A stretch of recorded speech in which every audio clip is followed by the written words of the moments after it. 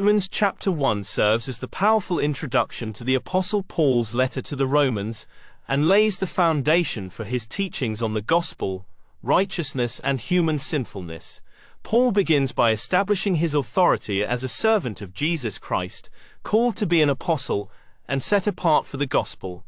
He emphasizes that the gospel is the fulfillment of God's promises through the prophets and centers on Jesus Christ, who is both human, descended from David, and divine, declared to be the Son of God through the resurrection. A central theme in this chapter is the righteousness of God revealed through faith.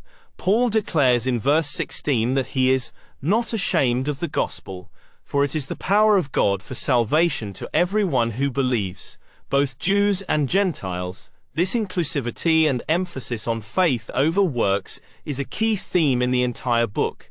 However, the latter half of Romans chapter 1 shifts focus dramatically to a critique of human sinfulness. Paul describes how humanity has turned away from God, despite having access to his truth through creation. Rather than worshipping the Creator, people have worshipped idols and followed their own desires. As a result, God gave them over to their sinful behaviors as a form of judgment. Paul lists various sinful actions such as greed, envy, murder, deceit, and sexual immorality, highlighting that these are evidence of a deeper spiritual rebellion. The chapter ends by warning that those who practice such things and approve of them are under God's judgment.